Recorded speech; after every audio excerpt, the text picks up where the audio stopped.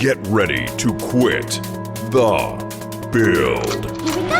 The QTB crew is rounding up all the gaming news and hot topics of the week with a little extra something. And here are your hosts, Bruno, Brad, and Nick. What it do? You're listening to the QTB podcast. I'm your host, Bruno, and with me are the boys of QTB, our co-hosts. It's Nick and Brad. Yes, here we are. Thank you so much. And I'm going to tell you something, man. Big week for gaming. Just a lot of great stuff happening. And Ready. I mean, the news, we're going to be jumping right into it. But I mean, I have been probably more immersed in gaming. I think I said that a couple weeks ago. But I mean, it's happening again between Cyberpunk, getting a major fidelity upgrade and a patch on consoles. And now, of course, Elden Ring we're going to be talking about and all this Pokemon news. I'm seeing it the light at the end of the tunnel when it comes to the gaming drought of 2021, right, Brad? I mean, it's as of our recording, it's March 1st, and we've only 2 full months into the year, and I feel like 2022 has presented so many amazing drops, previews. I mean, yes, I'm with you. 2021 drought is over. 2022 is here, and the gaming community and gaming industry is alive. And you Well, can there you get go. a Switch in the wild. You can just get one. It's true. You can just get one. You can pick it up, and they're starting to come back with more releases of the one. They just had a deal the other day for an Xbox Series S. You could get one for $50 off. It was one day Nice. only, so if you missed that, sorry about your bad luck. But The first I'm sure time there's it's gonna be ever more. been, the first time it's Yeah. ever had a discount. Right, and I read an article headline, just the headline. I'm gonna be honest with you. Okay, it said Clickbait. that the GPU shortage is coming to an end. The end was in sight for that. So I thought, Okay. Nick's saying no, and that would get us off on a complete different tangent. So we won't go down there. We'll just let it pass by him like that because he won't know because Yeah. he'll get into the whole beef about it. But Yeah. either way, and that wasn't an ad title. It No. was like from Insider or something. And I was like, okay, maybe. And who Maybe. knows what they're talking about like down the road, right? Down Yeah. the road could mean 2023, 2024. They don't know. I Yeah. mean, this time is moving so quickly. Here we are in February, and we've already got March. Game of the Year. Oh, excuse me, March. February's gone. Yeah, It happened. March. It Oh, boy. happened, and we've got Game of the Year already. Elden Ring. What'd it do? I At least you're admitting it. I haven't been able to pick it up yet. I did say Bandai Namco, if you're listening, hook a brother up. I don't normally get these games, and this one actually seems interesting. I would pick it up, but just give it to me instead. Why not? Review copy, right? That's a thing that we do. Yeah, if you or someone you know wants to get Elden Ring in the hands of Bruno, go to quitthebuild.com. What it do? we'll have a Kickstarter just for that. Yeah. Bow.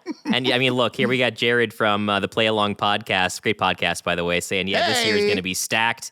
And absolutely right. And I'm glad you said that, Jared, because that's going to move us right into our big story for today. This coming from DSOgaming.com. This story that Elden Ring has reportedly sold 5 million copies on PC in less than a week. And we're going to put that into context for the Souls series because those are some very impressive numbers. Now, we are still extremely early in the sales game for Elden Ring, so it's going to be very difficult to get a clear picture. What we do know is what is it selling on PC for Steam and other platforms like that, and what are the early UK physical box copy sales. That's one of the first things to come in whenever you're waiting to see what's going to happen with a new release. That gets reported before anybody else. And with 5 million copies sold, Nick, they can afford to give one to your boy over here. Review copy. If you want to give a review copy, just go to quitthebuild.com. And we will review. I will give you an honest review. It will be all the good stuff. Hey, Okay. Nick, Can we keep a shameless plug counter at the bottom of the screen for this episode? I wish I had one. I wish I had one, just because I didn't know that this episode was going to turn into a pledge drive. Games for Bruno. For pledge drive. Yeah. There you go. Games for Bruno. That's it. But yeah, I mean... well, I could do one for charity, but it would be the opposite of games done quick. It would be games done slow.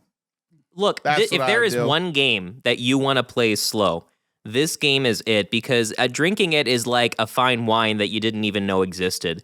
I mean, guys, not chugging this one down like PBR. No, you shouldn't. You shouldn't be. I hope not. This is not boxed wine.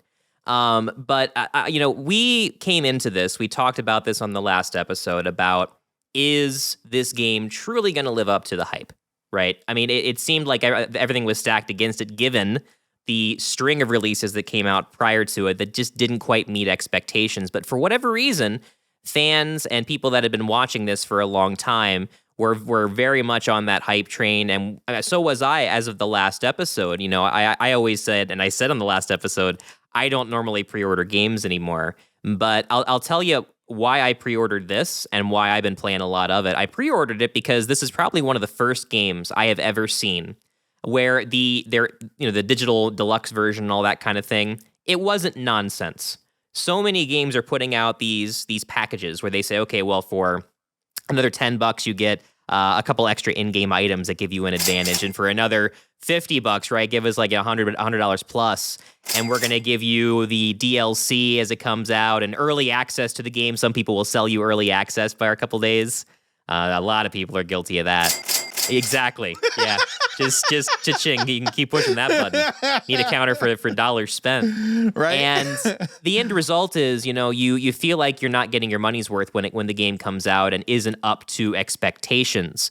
But for this one, they had the release for $60, as is. Another $20 gets you the soundtrack and a digital art book. That's it. Those are your choices. And I love that they kept it simple. There may have been some physical editions I don't know about. But I said, you know what? Absolutely. This is really shaping up to be an experience. And guys, I'll tell you, I'm about, I'd say 20 hours in at this point. Just any little time I can get here and there, with especially with the quick resume, great for offline play on Series X. I can just hop right in there, get some gameplay in, and then be on my way. This game is going to be talked about for a long time, especially with the modding community behind it. I think this is going to be the Skyrim of the next 5 to 10 years, where it's constantly being replayed. People are constantly talking about it. Maybe it'll get a billion re-releases and even be playable on smart fridges one day, like Skyrim. You heard it here first. Yeah, definitely. I mean, there's really not much more I can say beyond I'm immersed. And I haven't said that about very many games in the last decade. When you get in this game, it's everything that you know and hate about Dark Souls, but love to hate, but in an open world setting that makes the game so much more accessible. It's so great at getting rid of all that exposition and forced cutscenes and just dropping you into this fascinating but deadly landscape. There was one part in the game where I wanted to take a screenshot for you guys. I'm like, oh my gosh, this vista is beautiful. So I'm on horseback, right? I trot on up to it. I'm looking, I'm like, oh man, this is picture perfect. All of a sudden, 3 giant arrows, like 3 times the size of my character, go through my face and kill me. I should have clipped it. I don't know why I didn't. I was so dumbstruck. That is Elden Ring. Wow. Yeah. And I gave you the sound effects to boot.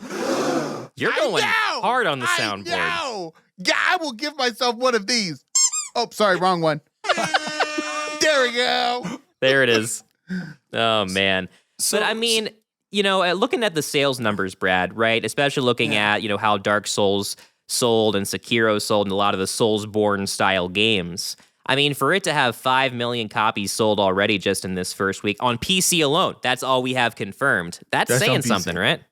You talk about, we look at like projected, every game release, they have projected sales, anticipated, peak and decline of how long sales are expected to go. I guarantee you this is shattering those out of the water. The reception of this has been, I think, much larger than they were anticipating. And the initial, I think, we've seen across the board, the reviews on Metacritic and all these websites are showing this is just performing.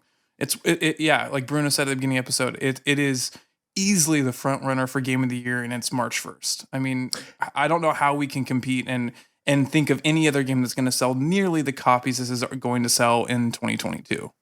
You're right. And if you want to see QTB's review, then all you have to do is send us a review copy and we'll be glad to review it. Quitthebuild.com. That's right. Just go to quitthebuild.com and give us a review copy. What a deal.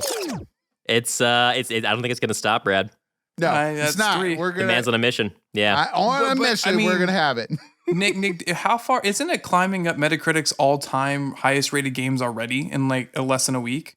So when it first came out, and we had the major publications reviewing it, it had gotten as high as a 97, which put it in, again, like the top 10, right up there with like Breath of the Wild. Okay, so just to put that in context. Now, as of right now, it is in the top 100. I will say it has been recently review bombed, specifically on PC, which I believe is the worst performing version thus far. But, you know, they're hoping to get some performance fixes and that kind of thing in. Basically, a lot of the problems that there are with that we have with the game at this point, it's not because the game is broken or was released in an unfinished state like so many AAA games are.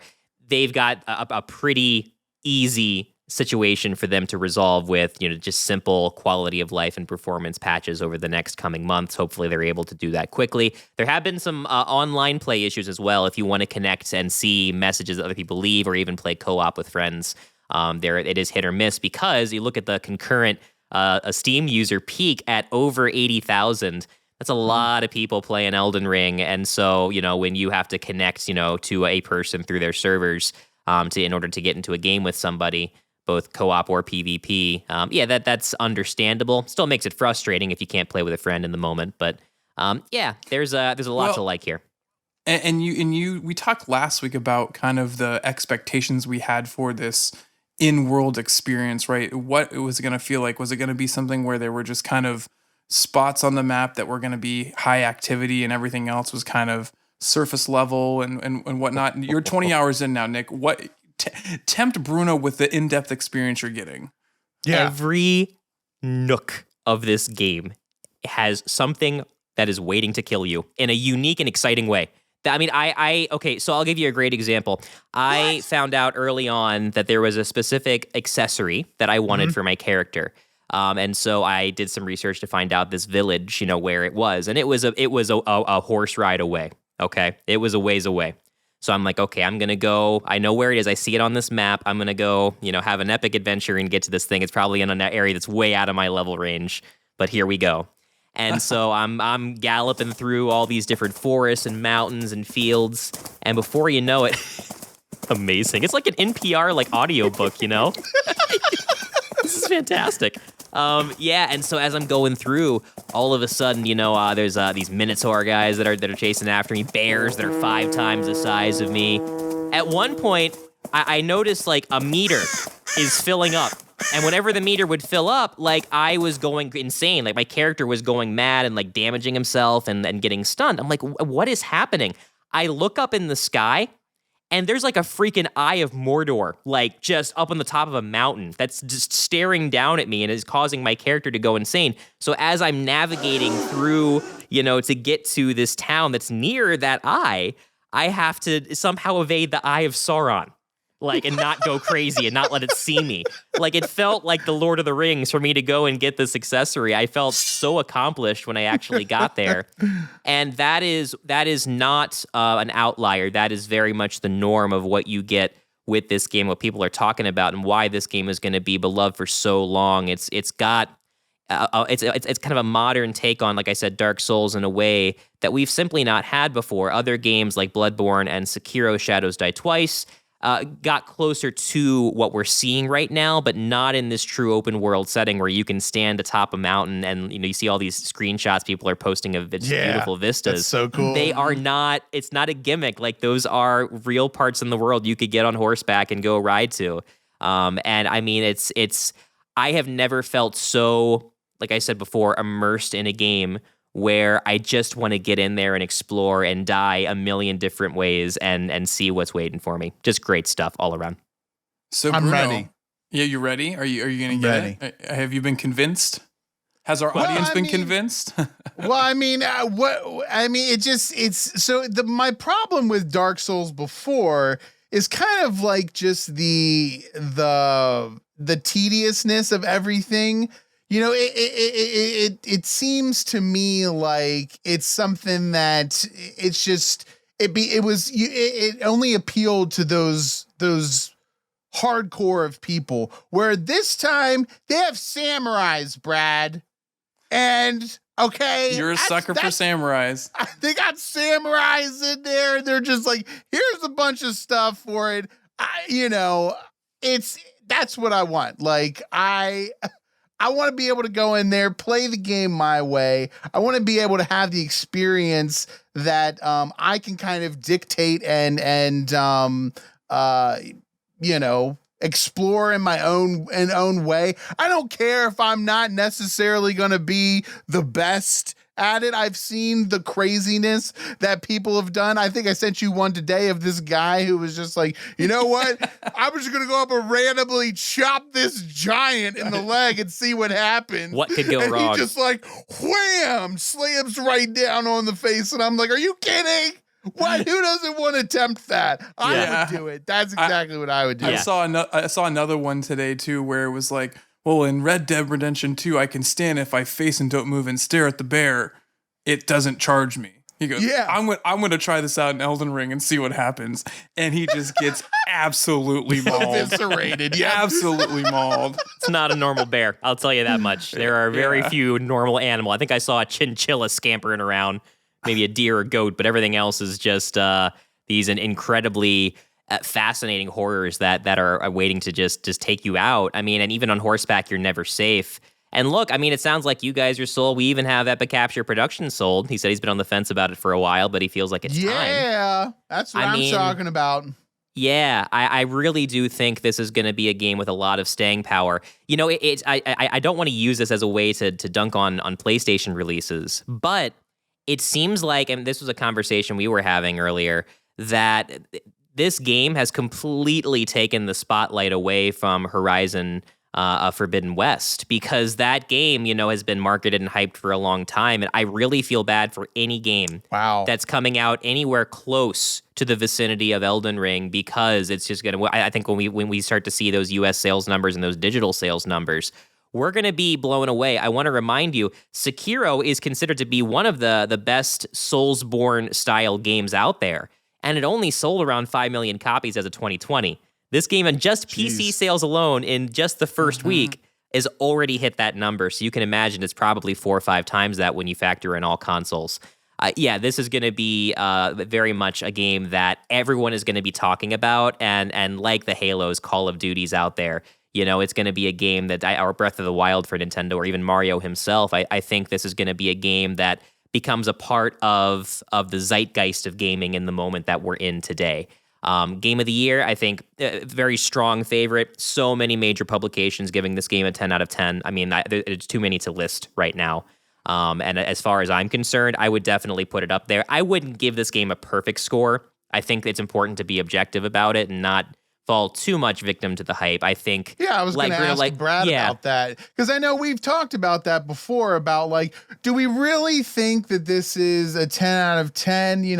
Objectively speaking, it's hard to argue with everyone collectively agreeing that something is 10 out of 10. But a lot of times when a certain publication gives a 10 out of 10, rating to something, you often wonder, like, is it just because there hasn't been anything good in years? Like that like the last good game we had was Grand Theft Auto 5, and that's why we've been rehashing it since 2012. I don't know. Yeah. Well, we've touched on all. That's a very subjective rating, right? Any rating, anything you say it's out of 10, it's subjective, right? So you have to first establish what is the baseline? What are you comparing it to? Or have we been talking recently just on this show about, relatively speaking, to the other Dark Souls and other previous releases in this genre, it's stacking up to be above that. So already we're saying that that's going to get an elevated score compared to those. Are we talking by sales metrics? Early indications show that this is doing better than all of those. But if it's compared against every other game that's ever been released, that's a completely different discussion. right? So you have to pick some type of medium as a baseline to then gauge your rating, right? So if we're talking strictly from how it stacks up to Dark Souls 1 or 3 or Sekiro, any of that, then yeah, maybe this is going to be in that 9.5 to 10 range because it's just that, it's that impressive, right? And we talked about in an earlier episode, what is the perfect release? How do we gauge, does hype Apex Legends release, but the build up, all of that, and does that all affect the success of the game? Do we believe that this was just a benefit of timing because 2021 was kind of a drought in good games, or that all of that factors into these different critics giving this a 10 out of 10. So, you have to look at it through a lens, but I think the value in this game is being shown that it's a great game. And at the end of the day, that's what you want. Exactly. And that's exactly why I think the way we do the reviews at Quit the Build are the best, because we have a buy it, try it, one more, guys. or cry it. Try, buy, That's cry. right. If you want to hear the latest reviews and blogs from Quit the Build, you can go over to quitthebuild.com. We've got awesome stuff blog. over there. /blog. And then there's things. Hey, Bruno. Nick. What? Hey, Bruno, What do you Nick, got? you know what's a 10 out of 10 in my book? What's that? Our Patreon subscribers. Oh, Hit 'em yeah, with he it. did. You Hit 'em love with to it, hear Bruno. Absolutely. Yeah, that's right.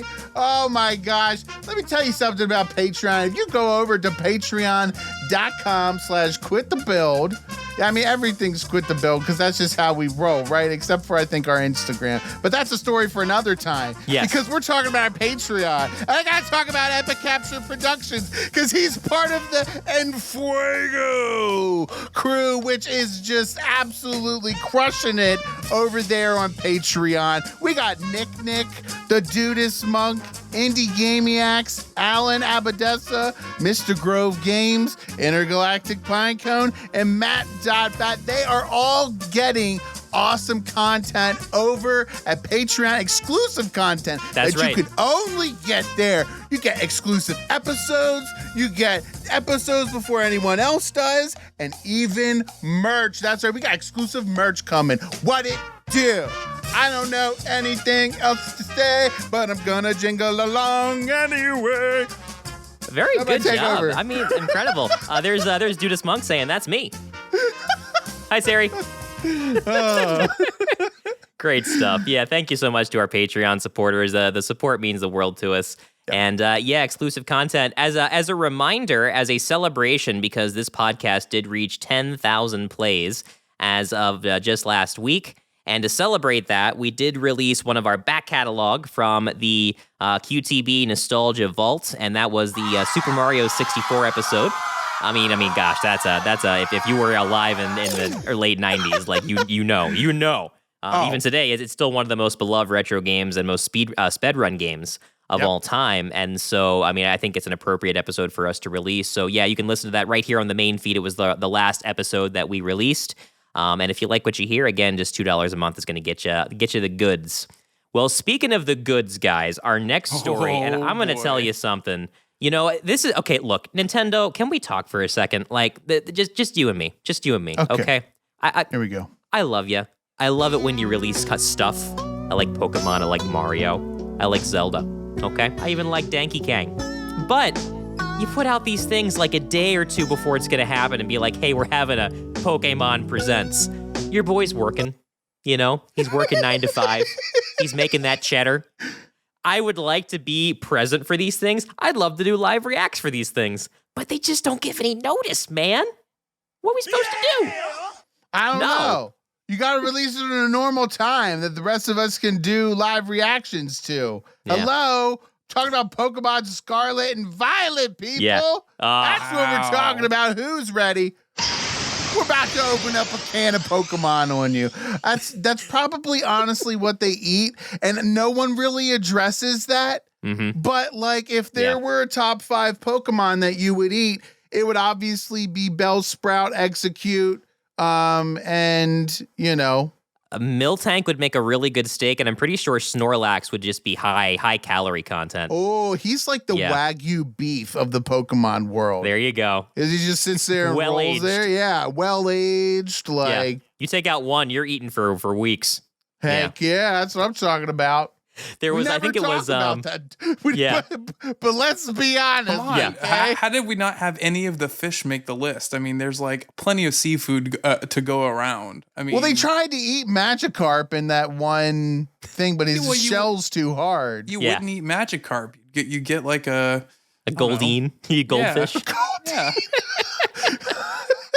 Dratini eats some eel. Yeah. Oh, wow. But see, Dratini's so pretty, you wouldn't eat that. You wouldn't want to eat that. Tentacruel. Yeah. That one would be good. He'd make good like high-end sushi. Tentacruel calamari. Now we're talking. Ooh, there we go. See, now we're talking. Sizzle. I was not prepared for this conversation. Okay. I took you there. But you know what? You know what's more important is this Scarlet and Violet. That means 3 new starting Pokemon, and I already know the camps are being drawn. They're already being drawn. Yep. And we got to have a conversation because I feel like we're going to be different. Nick, hit them with it. All right. So before we get into that, some smaller announcements that we did have, because it wasn't just Scarlet and Violet. We did get announcement that we're going to get Pokemon Go will get Generation 7. That's the Alolan generation from Pokemon Sun and Moon. We're getting some content updates for Pokemon Legends Arceus. They're getting an anime adaptation for Pokemon Legends Arceus. Ooh. So if there wasn't an indicator already about the success of that game, you know, they're pushing already an anime spinoff. They want people invested in that Pokemon Legends kind of sub-series, and I'm all for it. But yeah, the big announcement here is, and this caught everybody off guard. Nobody went into that Pokemon Presents thinking, oh, we're going to get Gen 9. Because Gen 8, you know, Sword and Shield was relatively recent, and we just got Pokemon Legends Arceus, for God's sake. Like, and who the hell wants another Pokemon that's a sword and a shield? Bad call. Yeah, we're going back to colors. Yeah. Okay. I think we can all collectively agree on that one. Yeah. Okay. Emotional damage. Take it for what you will. Pokemon Scarlet and Violet, I would have gone for Pokemon Less Red and Light Purple myself, but, you know. That's okay. That's my favorite color. That's exactly right. So we go into this, and yet at the very end, they show this teaser for Pokemon Gen 9. We didn't see a whole lot, but, I mean, the build-up had people very much excited.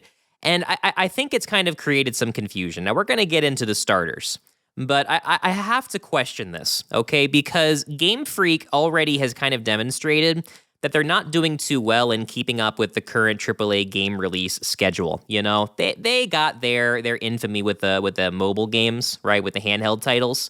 But it seems like while they've been in this 3D Switch realm, it's been tough for them to keep up. You know, Pokemon Legends Arceus, the game is fantastic, but you can see where they cut corners. I mean, graphically, it's not all that impressive. You know, things spawn in relatively close to where you're traveling. The flaws are there, and my goodness, Sword and Shield, the flaws speak for themselves. A game that should have been far more open world and epic was constantly bogged down by where you could literally see where they cut corners. Sword and Shield, there was one entire city. They literally cut corners. Literally off the cut city. them out. Literally cut there them. There was one city where they literally cut corners. I'm not exaggerating. So they weren't there. You go into this city. It's like the Shadow Dark themed gym. And you go in, and it's literally on a 2D plane. Like, you're just going from left to right in this city. You go into the gym, and you fight. There are no corners. You can't turn them. They cut the corners. Man, they literally cut them out of the game. Yeah. Well, I mean, if that's how how you save a dime, that's how you save a dime, right? Yeah. I mean, everybody's pinching pennies, and these guys are cutting corners literally out of the game, okay? Right, but here's my question, okay? And I'm going to send this over to you, Brad, for some hard-hitting technical and financial analysis. Because, here it comes. You know, Sword and Shield, they had plenty of time to release that, and it came out in a very, I think, failed and broken state. Commercially, it was successful, but only because it has the Pokemon license behind it, let's be honest. Yep. Now, my question is, with Gen 9 not already being announced and slated for a late 2022 release, when we know that a lot of the Game Freak team was already working on and is continuing to support Pokemon Legends Arceus, can they really put out a game that's going to be anything less broken and unfinished than Sword and Shield? I think I smell cash grab. What do you think? In order for it not to be a cash grab, this must have been in the pipeline for a while. Like Sword and Shield must have been something to buy them time. In order for this to be successful at launch, this must have been their ultimate play, and they realized that it was going to take them longer than they thought. So they put together something to buy time, or at least to give their audience something to play while they're getting Gen 9 together. I mean, if not, then you're right. There's no way that this is going to be the success or to the depth that Elden Ring is, right? In terms of being fully fleshed out, no cutting corners at all, So I'm intrigued by what to come with this game. I mean, I think, the success of Pokemon Legends has got people excited, and I think they're kind of trying to build on that momentum here with Gen 9. But you don't want that to flop again like Sword and Shield did, because then you'd have two back-to-back titles that would be not very well received, and you wonder, are we kind of now losing steam on another region with another gen of Pokemon? Is the model starting to be fatigued? Yeah. I wonder if the thing we've been discussing regarding these companies making games, especially for Nintendo Switch and whatnot, we know that the hardware hasn't changed. So obviously they're pushing the technology or the archaic technology that other games have used in the past. That was the whole problem with Scalebound, right? Like we didn't get Scalebound for that reason. So I wonder if this is kind of that reason. Like maybe it just takes longer for them to produce the games, and that you're right, Brad. It just, they looked at it and they were like, it's not ready. Like it's clearly not what we really want. Just go ahead and copy paste and throw in a sword and a shield, and the crowd will go wild. But little did they know, nobody wants a sword and a shield, Nick. Okay, you just can't get over get that, out man. of here. No, I can't. I gotcha. don't want a sentient sword or shield running around here. No. Okay, we're back to colors, man. We got Violet. I mean, that's straightforward. That's just red and blue, combined. I know colors. Yeah. Okay. Well, that's a that's a QTB color right there. Boom. Yeah. Boom. He said it. So Pokemon Violet, we're going to go ahead and throw the gauntlet down. It's Violet or bust, as far as we're concerned. It's on brand. The gauntlet is down. Okay, guys. guys. Drop of the gauntlet. No, but you're right. You're right. I mean, to echo Bruno again, I feel like this has to be a hit. Like this has to be something that delivers what we experienced with previous gens, right? Because it's been a few gens since I've played, to be honest with you, and I'm a little bit behind on the Pokemon, larger world, but seeing the three starters here as a tease gets me excited to want to pick this up and see what it's like. Okay. Right? We got to talk about these starters. Woo! Okay. Because I'm going to tell you something. Every gen I've found that has been more and more appealing. They've been figuring out like the starters. It's like the starting lineup, for an NFL team. Like it matters. Probably more so than any other aspect of the game for the initial hype. And they did at the very end. It shows a painting with these starters on them, and then people did some deeper diving, and they figured it out. We gotta do some statistical research post show to see, can we track sales based off of starters, like looking at which games sold with the most popular, like which starter is the most popular, and does that trend with sales? Just a question, maybe a question for our listeners. Do our listeners got any input on that? Like, let us know. Quitthebuild.com. But there have been some good gens with starters. I think they've gotten better over time, but I mean the internet's going nuts. Everyone's talking about these. So we have our three starters are a Sprigatito, which is a grass type cat Pokemon. We have Fuecoco, which is a fire crocodile Pokemon. Amazing name, by the way. He looks like a Bubble Bobble character. I love this guy. He does. I love him. Mm-hmm. And then we have Quaxley. Okay, let's talk about Quaxley for a second. Okay. Well, this is your boy right here, because we're talking it. This duck is sassy. This duck is cool, calm, and collected. This duck has a pompadour. Okay, I don't know what else to tell you. This is the duck for me. I'm a duck guy. I like my Farfetch'd. I like my Psyducks. Okay, but Quaxley instantly springs forward to best duck status in the Pokemon franchise and will be my Already? starter in Pokemon Violet. Already? Done. Best How duck many already? name Done. another duck Pokemon besides Psyduck. We all know he's the worst. I said Golduck? Farfetch'd. Oh, Golduck? okay. Well, He had the little is leak, he- remember? He would slap people with Yeah, the leak. he does have the leak, and he runs around and hits people with that leak, and I like that. I Yeah. like that. Right. like And that the about him. irony is that in Japan, I believe the type of duck that he is, they are usually cooked with a leek. So basically, he's running around with the item that you would cook him with. So you talk about Pokemon that you would eat. Emotional damage. No, just That all was regular me. damage. Yeah.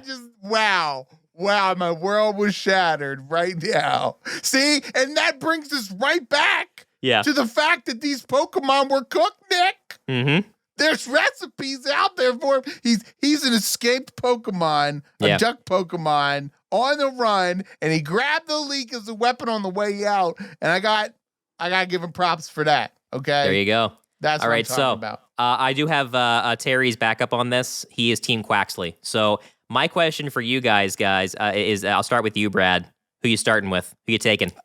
Easily.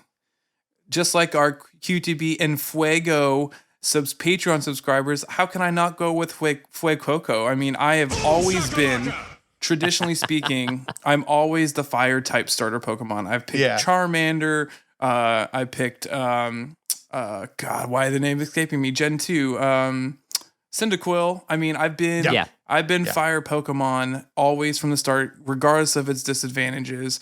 And Fuecoco is no different. It's a fire croc Pokemon. I mean, are you kidding me? And its ability is Blaze. Like, I mean, come on. I'm already on fire. I might as well have a Pokemon that resonates with me, right? So, Fuecoco all the way, no question. I will take your Quaxley and raise you a Fuecoco.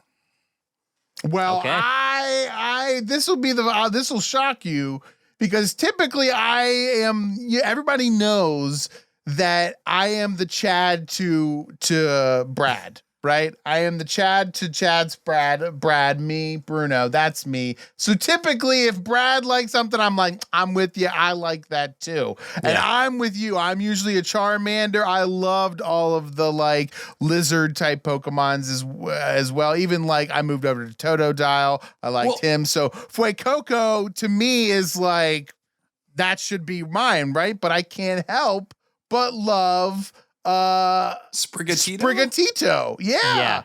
I love cats. I'm a cat guy and I love Sprigatito. My only fear is the fear of everyone else when you've got an adorable starter Pokemon. They go off and make it look like diabetes after you're done. It literally evolves into that. Thank you. Okay. So we've been talking about this on the Discord, by the way. If you go to our community page, quitthebuild.com/community. Join our Discord. There's some great conversations happening there. And one of them, shout out to Dex, was talking about, and makes a great point, and Terry posted some memes about this. So many of these Pokemon start out adorable in their first form. You know, they always have 3 stages, right? They get 2 evolutions. And by the end of them, they become these horrific, like, bipedal creatures. Like, okay, so let's go to what was it? I think was it Skitty? That turns into a different one. But you have that one gen where it starts out as a cute kitty, right? Mm-hmm. And then he turns into Incineroar, okay, which is like he's one of the characters in Smash. He's this massive, like, wrestling guy, you know? He's got the wrestling belt and all that. Mm-hmm. He looks horrifying, and so many people are traumatized by that because they picked the cute kitty as their starter. So many people are like, so help me, if you don't stay on all 4s, you're dead to me. Well, but I mean, even going back to Gen 1, I mean, look at Bulbasaur to Venusaur. Venusaur was just this big, lumpy creature with a giant bush on its back, right? Like, Bulbasaur was so cool, and even Ivysaur felt like, oh man, what's the next one gonna look like? Like, Ivysaur was a great mid-evolution. Yes. And then you get Venusaur is just... He ended up having a stroke. He ended up having a literal stroke. Is it speed 0? Like, I mean, I don't know. Yeah, it's a big guy. He's a big boy. So I'm with you, Nick. I'm with you, Bruno.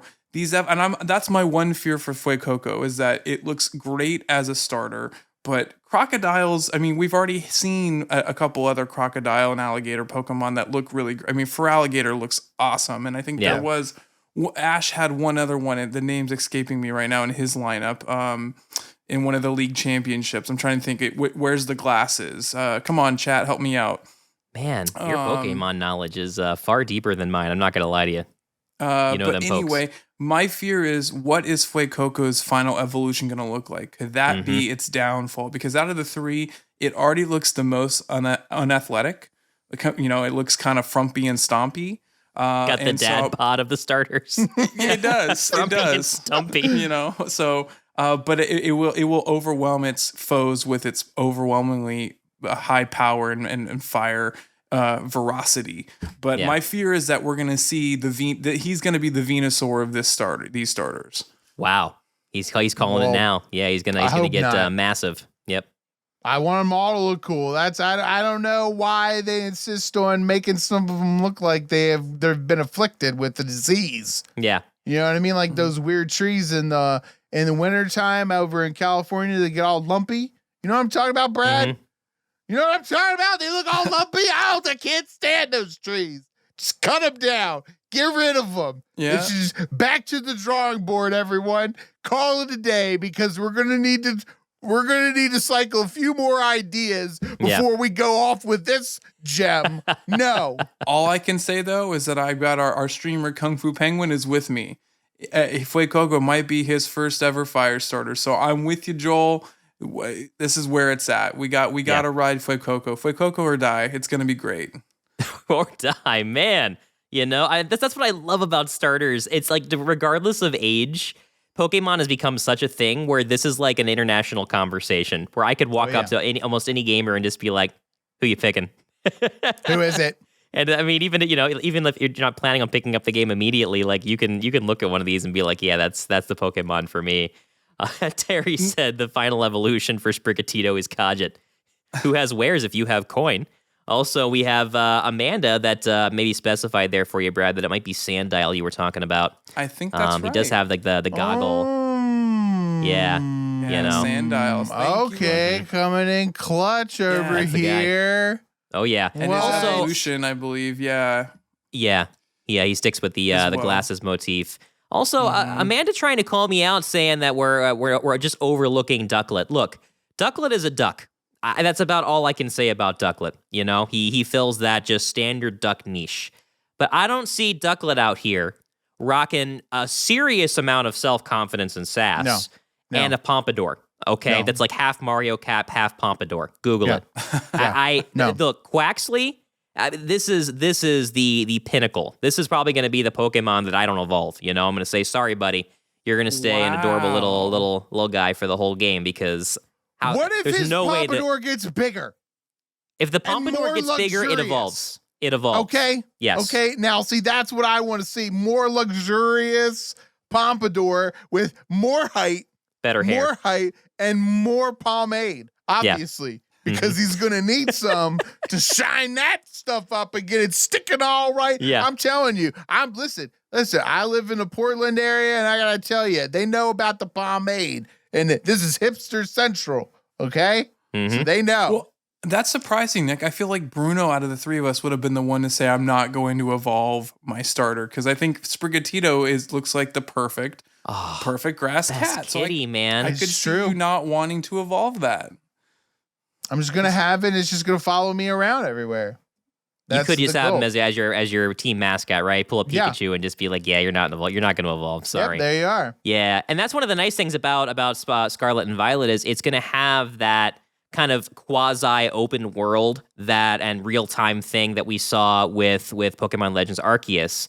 A lot of that early gameplay footage in the teaser shows a lot of those Pokemon just kind of walking around in their natural habitat. So hopefully, I don't know for sure it's how it's going to play out, but I'd love to see that Arceus system come back where you can see the Pokemon in their natural habitat, interact with them, and catch them without having to go into a turn-based system in order to initiate combat. I mean, Arceus had that too. You did go into a turn-based system if combat started. But just being able to see Pokemon in their natural habitat, we talked about that before on the show.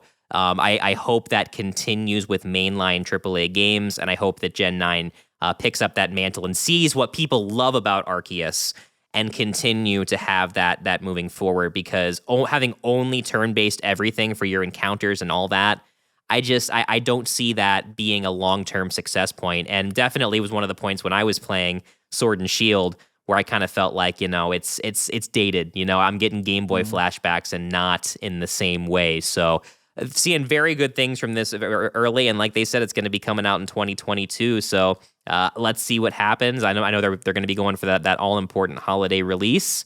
And yeah, Pokemon is stronger than ever, I think, in terms of just the volume of releases right now.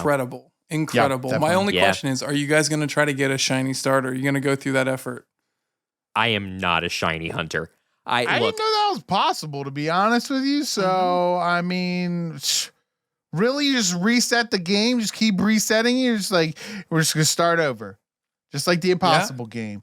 Which, by the way, they're coming out with the Impossible game too. It's getting a sequel. We did not need that. You know why it happened? We didn't need it. You know why it happened? But I'll take because it. we talked about it. It's because we talked about it. It's the QTB effect. We mentioned something, and all of a sudden, there's breaking news on it. So, you're welcome for the Impossible game too. Yeah, here he's got he really does have the whole soundtrack. Yeah. Why not? Let's What Is Love this thing. Night at the Roxbury. Let's go. Oh, yeah. Well, if you want to have a night at the Roxbury in terms of your marketing media needs, stop on by our sponsor. That's right. It's Pierce Unlimited. PierceUnlimited.com for marketing media that works and bespoke design to power your business. Visit PierceUnlimited.com. All sorts of great packages there, including our amazing podcast production packages. If you're looking to start your very own podcast art, podcast audio editing and production lessons, you name it, we're going to get you on the map. Again, PierceUnlimited.com. Stop on by. Tell them you sent us. Tell them, don't tell them you sent us. Yeah, the other way around. The thing with the thingy. Yeah. We're here. Mm-hmm. And this is why Nick needs scripts. Well, I tell you, we all need a little help from somebody, and I don't really have a sound thing to go with that. That's fine. Okay. All right, guys. Well, just like last week, we're continuing our theme here, where this last section is just going to be kind of what are you playing? What's going on? What's going on with the video games? I already told you what I'm doing, and I told you what I will be doing for a while. So I'll just kick it over to you, Brad. What's been going on in the games front? Well, to be honest with you, we've been watching, Bruno and I, we check in with Fortnite every day just to kind of see how the shop is trending. And what you see with these seasons is we're approaching the end of the season, there's this lull, I would say, about every month before the season's about to end, where you kind of feel like the season's wrapping up, the shop is getting it's like when they kind of airmail it in, they're getting ready for the next season, right? So the shop gets bare, it's kind of regurgitated stuff that's come out before, there's nothing new, nothing exciting, and they kind of just throw in a bunch of those package builds. You're like, oh, $19.99, get the Shadow series, get the Water series, and so it's kind of interesting to see that, like, even though they say, oh, play season through March, whatever, the season already is kind of feeling a bit over unless you've got some challenges left to do. So I know I've been trying to check out Game Pass a bit more and kind of see what else is out there and download a few games just to kind of expand my palette and try a few different things. I know, Bruno, you did that, right? There was kind of a Game Pass trial for another racing game that you checked out. Oh, yeah, baby. Grid Legends. If you are a Game Pass owner, you can go and grab pretty much the full game of Grid Legends, aside from the full story mode. They kind of locked that, but you get 10 hours of gameplay, free gameplay. Nice. I've been playing through the career and still haven't, maxed that out with all of the, so, and I think I have about 4 hours left with the free trial. So shout out to Lee Mather and the crew over there at Codemasters for that gem, because the career is fantastic right now. I absolutely love that. And from what I've been able to play of the actual story mode, it kind of plays out like Drive to Survive. that the Netflix series with F1. If you haven't seen that, it's the new season is coming out March 11th. You're gonna love it if you're a fan of racing or if you're a fan of drama and like to see all that. Definitely check it out. I mean, what other sport do you get to see behind the scenes in depth like that? So I've been enjoying Grid Legends for free. Absolutely free via the Game Pass. Wow. Or all inclusive via the Game Pass. So yeah, I mean, there's definitely a lot of things out there that you can get within Game Pass, including perks. Every month there's a new Halo Infinite cosmetic that you can get. So right now they're running through the gamut of all of the weapon skins. So I'm sure this month it'll be like a pistol skin and something else. But it's content that's there waiting for you that you can, claim for free. So a lot of things on there too, like free month subscriptions of Spotify and Disney Plus, all types of things like that. So really, there are a lot of perks to being on the Game Pass. And like I said, we've been talking about how, PlayStation's going to add that in the future. There's a lot of bonuses in there, so I don't know if you're gonna be able to, compete. And Nick, didn't you show? I mean, you proved how easy it is to rank up those rewards so quickly and be able to redeem that. Like Bruno said, I mean, they've got redemptions for a free month of Game Pass Ultimate, DoorDash, Spotify, Disney Plus. I mean, there's so many types of things you can redeem your rewards for, and you earn just daily playing games on the Game Pass, right? It feels like this is a sponsored thing, but it's not. I mean, we're hitting all the points. So Microsoft rewards are low key amazing. I think I've mentioned this before. I've been doing like all the daily things each day where you like search on Bing and you have the punch cards, right? And without making any purchases that I wouldn't have otherwise, there's no impulse buys to try and get extra points. I'm up to like almost like $75, $80 worth of Microsoft points in just the last 2.5 months. Wow. So yeah, if you keep up with the monthly challenges and just monitor that, it is, you can't beat it. The Game Pass literally pays for itself because you get the bonus Game Pass quests that you can then turn in that gives you extra. So yeah, I mean, it's Microsoft is just giving away money for you to use Bing and that kind of thing. And I definitely recommend anybody that's in the Game Pass or Xbox ecosystem, look into the rewards. And it takes me maybe 5 minutes per day to get everything done. You can't beat. I do it on like a lunch break. No problem. Bada bing, bada boom. Also, Terry saying Elden Ring is what he's playing. I can vouch for that. We did some co-op. And we went into this dungeon that we hadn't gone to, like these catacombs. We walk up to this tunnel that has this like flamethrower going down. It's like intermittent, so when it stops, you have to make a break for it to try and get to safety. This guy just YOLOs in there. I mean, I was gonna give it like 2 or 3 more tries before I go in there. Instantly died. Just instantly died. It's classic Terry tries.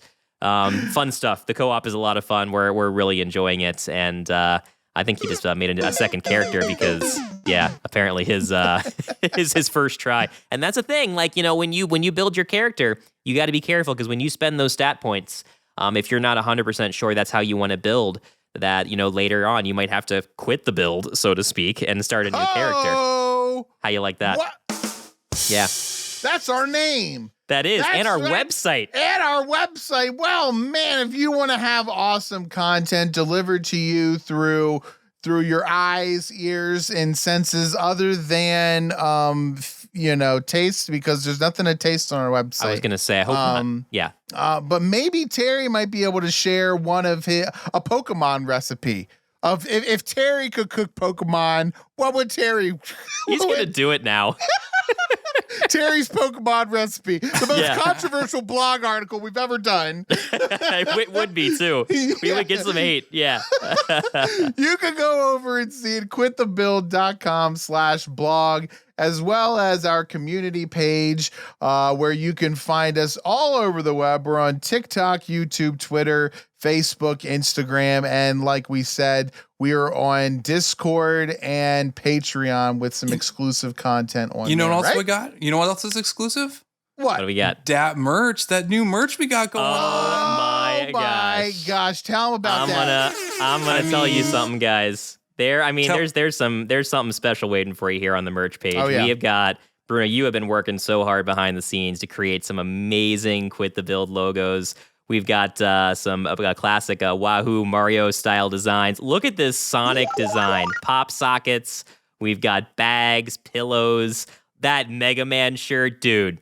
I mean, you can't go wrong with this. Or even our retro vibe, a classic shirt. Shout out to Matt.Bat. We saw him wearing that on one of his recent Halo streams. Looks great. And yeah, great quality shirts. Check them out. And free shipping if you have Amazon Prime. So yeah, I mean, wow, our merch page is strong right now. There's something for everybody. That's all I'll say. Oh, yeah, we even got pop sockets. We got bags on there and throw pillows. So don't be afraid if it says view price on Amazon. That's just because you can select certain items and accessories with that. You can choose the size of the bag and pillow, I believe. So, yeah, don't be afraid of that. But, yeah, it's been fun to do all these different designs and pay homage to some of our favorite games. And you can even catch some catchphrases down there, like the famous "spread that on a cracker," as voted by the fans, and I occasionally use when I remember to. Yes, as voted by the fans. Yeah, man. On that note, hey Terry, Terry's loving his retro shirt. He just shouted us out. He loves the shirt. He did. You can't go wrong. Yeah. Love it. Love seeing it, guys. Thank you so much for the support. As always, it has been fun. I just got to say, for You're Nick too slow. and Brad, I'm Bruno. For Bruno and Brad, I'm Nick. And for Nick and Bruno and his shameless free video game plugs, I'm Brad. Oh, wow. That hurt. Peace out. What a deal.